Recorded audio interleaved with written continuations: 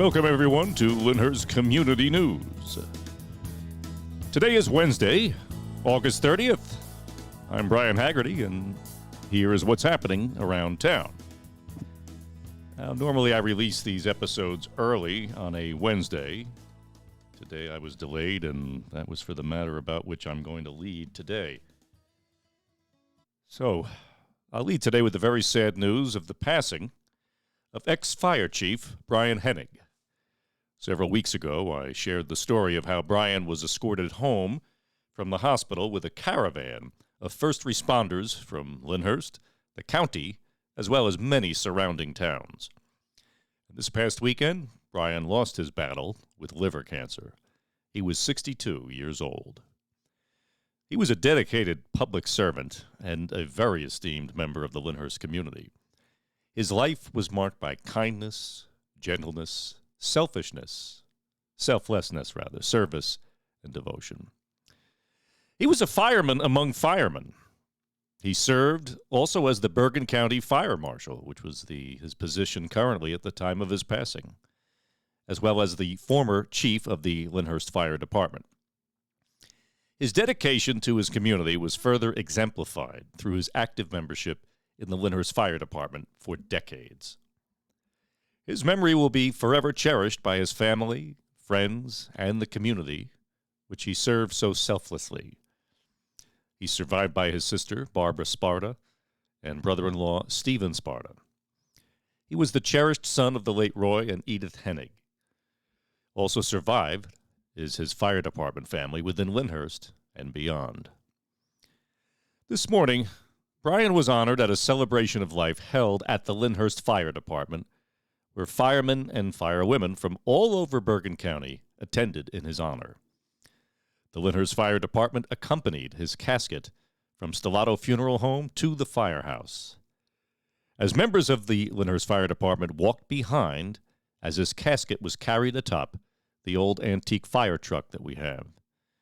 Waiting at the firehouse were members of the surrounding town fire departments, the county, members of the Fire Chiefs Association, as well as emergency management.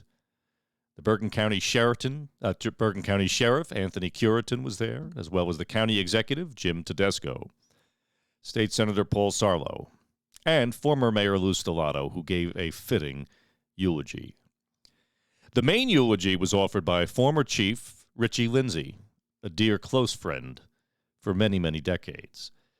Others also spoke on his behalf in what was a beautiful, emotional, and appropriate send-off for a very humble, kind man whose friendship was cherished by all who knew him. Now, I was there for the ceremony as well. My nephew, who handled all the arrangements, also served as the MC for the life celebration. Bryan was like a second father to both of my nephews, who serve as volunteers on our fire department. And I know that when somebody passes, we all say very nice and kind things, but I have to tell you, Bryan was indeed all of those things and more. His dedication to our community, to the safety and service of others, was second to none. One of the most well-mannered gentlemen one could ever have the pleasure of knowing.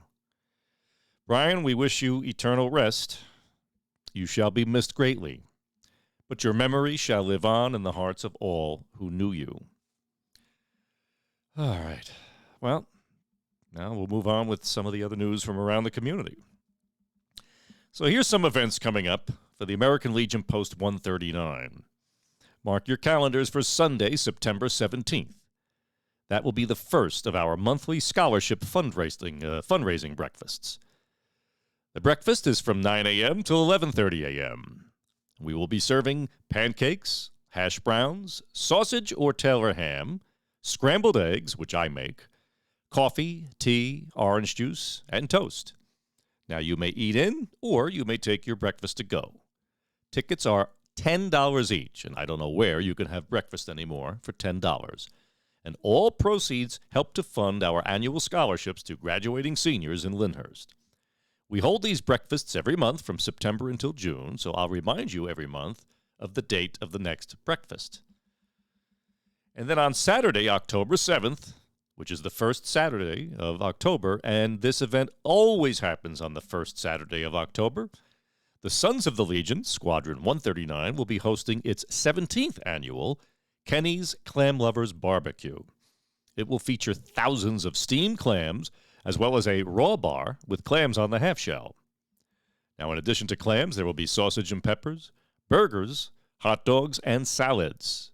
There will also be music, raffles, giveaways, as well as cornhole games out on the lawn. Now, bring your own lawn chair. I mean, we will have chairs there, but bring a chair if you want. Relax under the big tent. We do have tents installed every year. We also bring in tables and chairs. The barbecue runs from 1 p.m. to 5 p.m. The tickets this year are $40 due to the increased costs, and you may pay when you arrive. No need to purchase them in advance.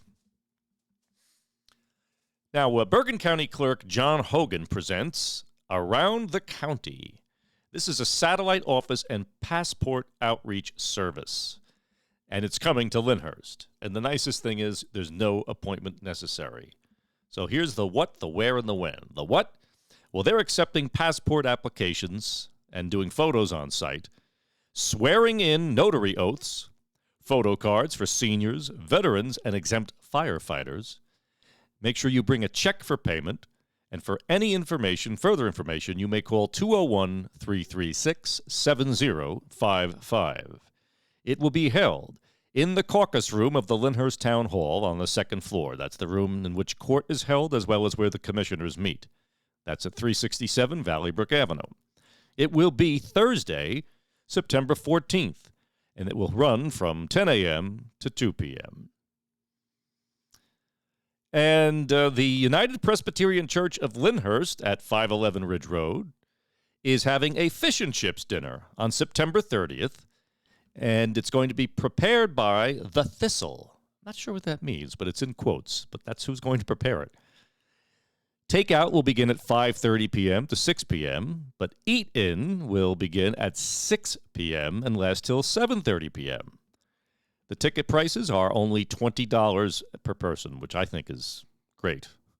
The tickets are available for purchase on Eventbrite, and for more information, call 201-665-1052.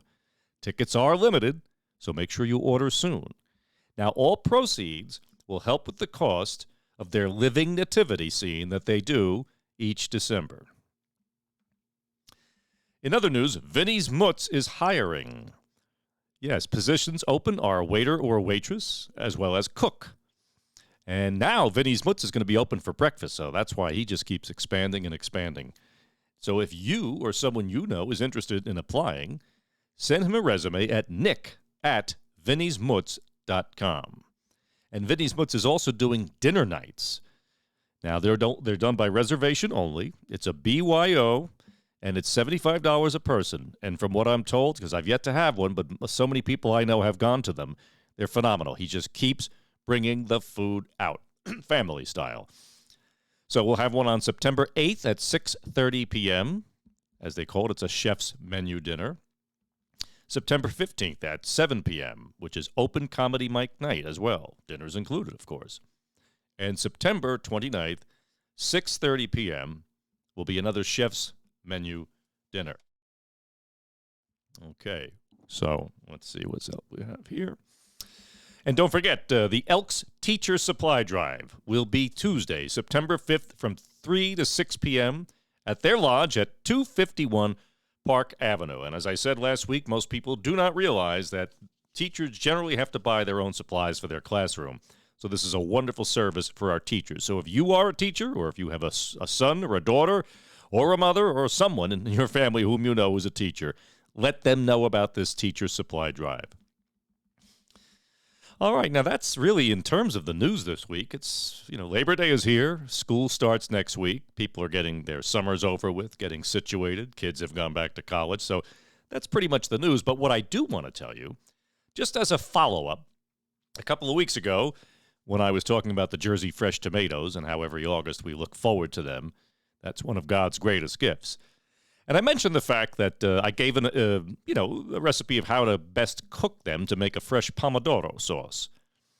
And as I also mentioned, I make my own marinara recipe, one which I've been making for probably well over 10 years. And I use it as a base for my mussels marinara, my pasta fazool, my bolognese, or just as a straight marinara. Now, I joked on that episode that for years people have been saying to me, why are you not jarring this and selling it? And I laughed. I laughed at the idea. But then, that following Sunday, it was a beautiful afternoon, one of the days you didn't need air conditioning. So I was making marinara, listening to music, enjoying the process because I love to cook and I love making this marinara. And all of a sudden it hit me. Why aren't I doing this? If everybody loves it that much, why don't I start doing this? So I did. As a matter of fact, I put it out on Facebook and also reaching out to people I know. I've been handing out samples, 12-ounce containers now that I hand out to people. And the response has been amazing and overwhelming to the point where it's very encouraging for me to keep moving forward.